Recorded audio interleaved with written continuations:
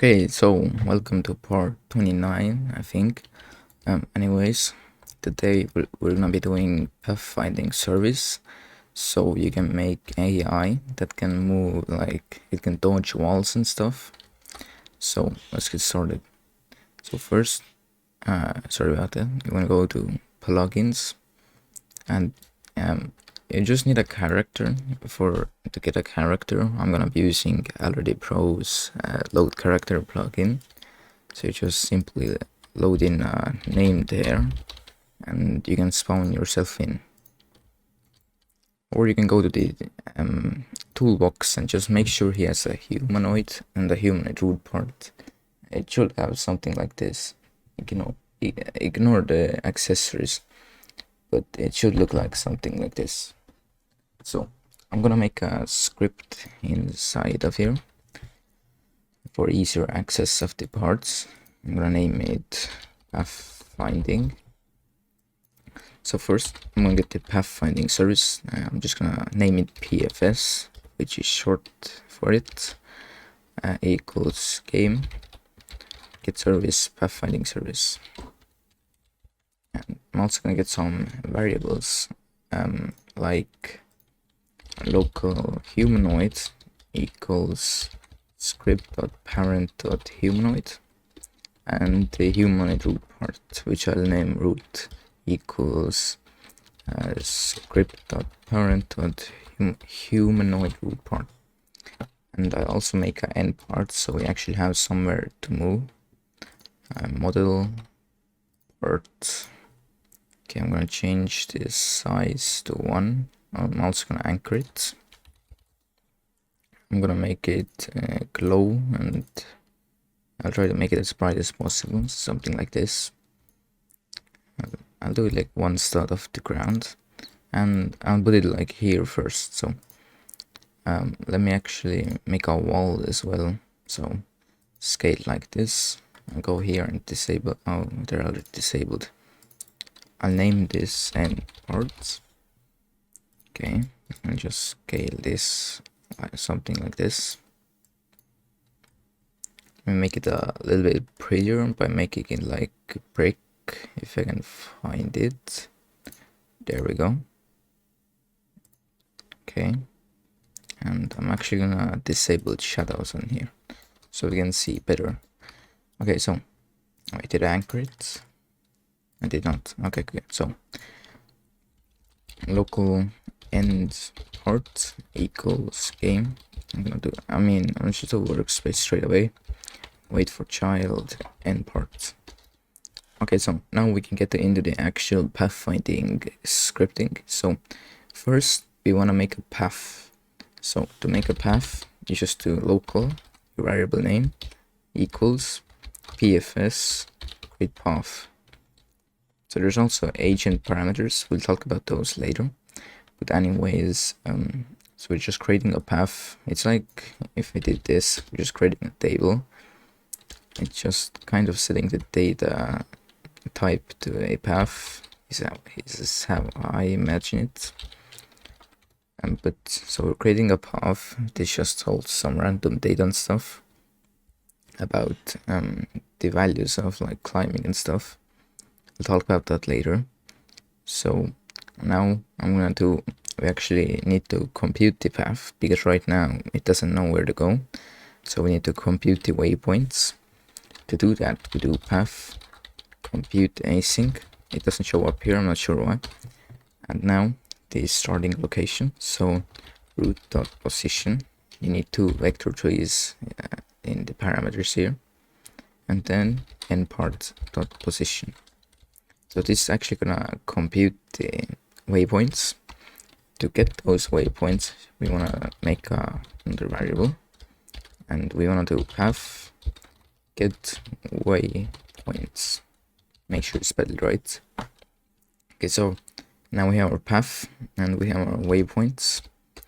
Now we need waypoints. So it's just putting all of the waypoints in a table, and so to traverse through those waypoints, we want to just loop through them with a simple for loop.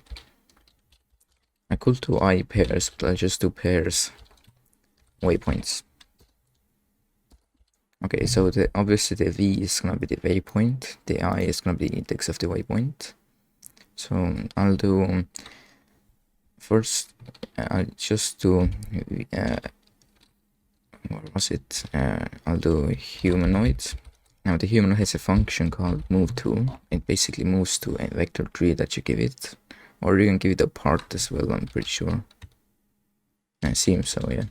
I'll give it a position. We're gonna move to v dot position. Now we wanna. So you might think that this work, but it won't work because basically we're not waiting until it actually gets to the waypoint. So it loops through all of the waypoints and pretty much skips to the final waypoint. So there should be a waypoint here. It should move there, but he starts moving there, but it skips it and immediately goes here. So to fix that, we do humanoid. Now there's an event called move to finish, and it pretty much connects to a function, but actually we can just do wait. So it waits after this event is finished, and now it should work. As you can see, he tries to calculate the fastest path and get to the end part. Did I leave a collision on here? I think I did. Yeah, I did. Oops. So, as you can see, now he moves to the final part. But there's still a problem. If we scale this down, like 3 stats, let's just copy this a bunch of times. That's like over here. And so now we made a little fence around him. Now he's not gonna be able to jump over it because we haven't scripted it in. So we're just kind of stuck here. So to fix that, we want to detect if the waypoint is a jumping waypoint. So to do that, the waypoint has a variable called action. So if v.action is equal to enum dot waypoint actions, waypoint action dot jump. I'm not sure what custom is. I don't really mess around with that. And so if it is equal to this, then we wanna there's another humanoid function called change state. So whenever you're gonna jump, your humanoid changes state to jumping. Whenever you're gonna walk, it's gonna change state to walking. So em.humanoid state type dot, and we're ragdoll. Okay, I've never seen some of these, so there's a pretty cool seated physics ring. Okay, let's ignore those. We wanna do jumping. So now it should work. We don't need to do if it's equal to walking, because it'll always walk if it is jumping. But as you can see, it jumps over this now. Now, this is pretty much it. I'm gonna show you how to make it climb as well. That's where the agent parameters come in. So, can I make a truss in here? Yeah, truss part. I'm gonna scale it. Something like this. Okay. I'm gonna make another part here. Oops. I'm gonna make a part. Gonna move it over here. Okay, there we go.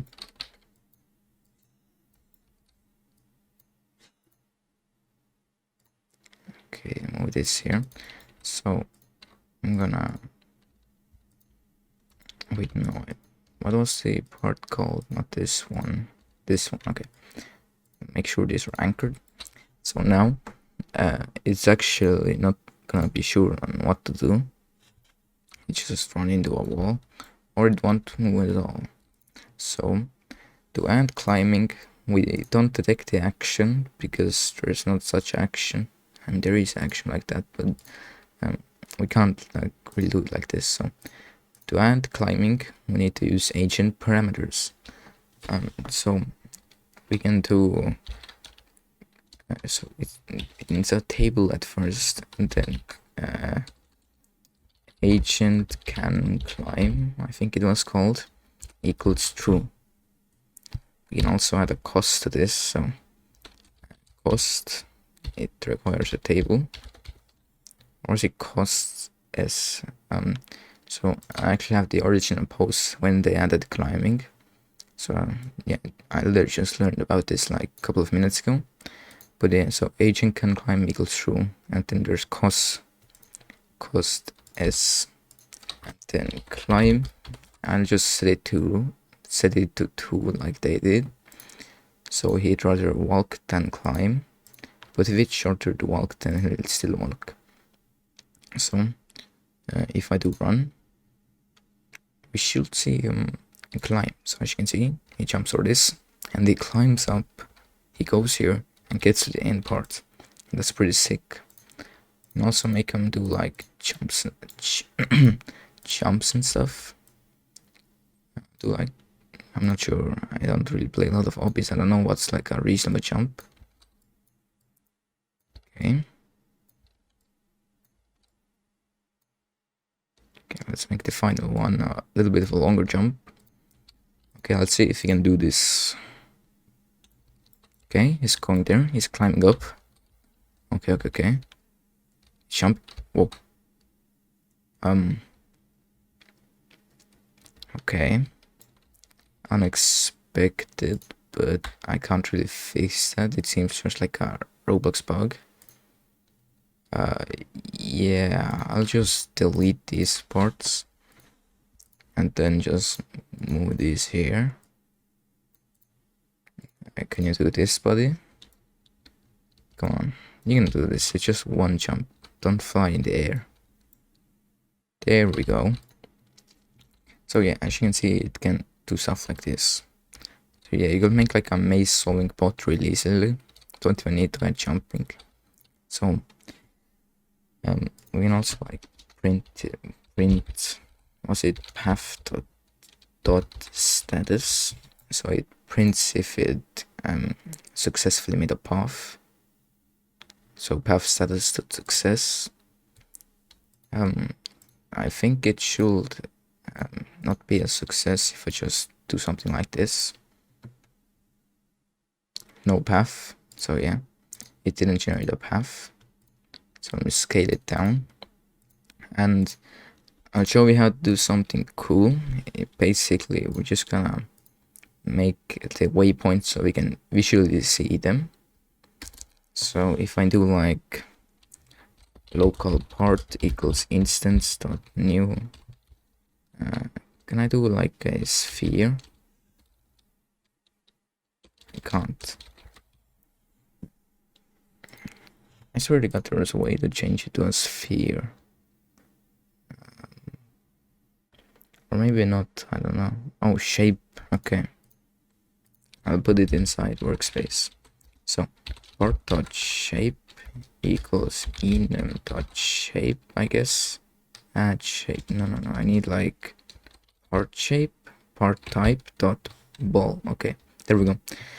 And part dot anchored equals true. Oops.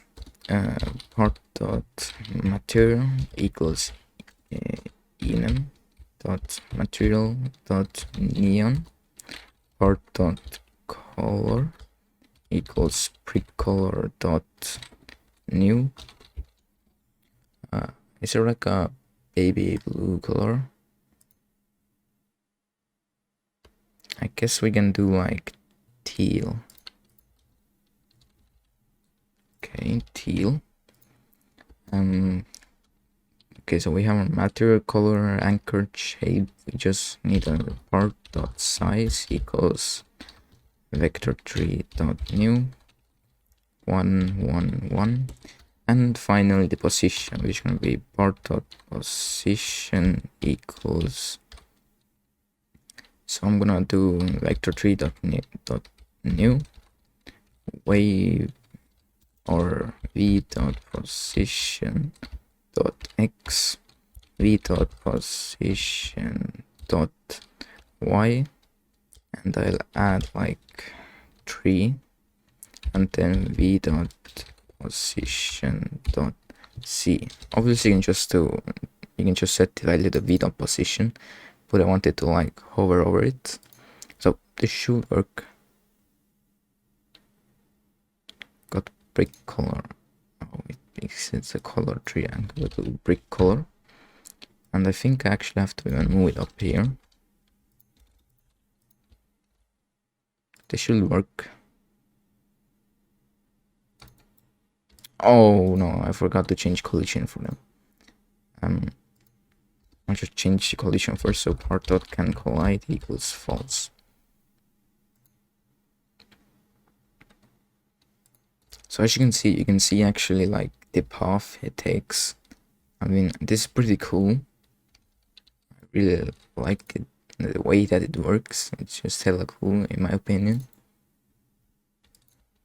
Just seeing the like live action of it doing it. I wanna see if Roblox has fixed something. Usually it will like be a little like laggy or delayed if it computes the path. Oh no, it goes smoothly now. Infinite yield possible. Oh god, I still have the camera script in startup player. But yeah, so that's pretty much everything about AI. I'll do one last like, I mean, so that's pretty much everything about AI. There's nothing really else for me to tell you about. It just calculates a path and goes there. So yeah, I'll see you in the next part.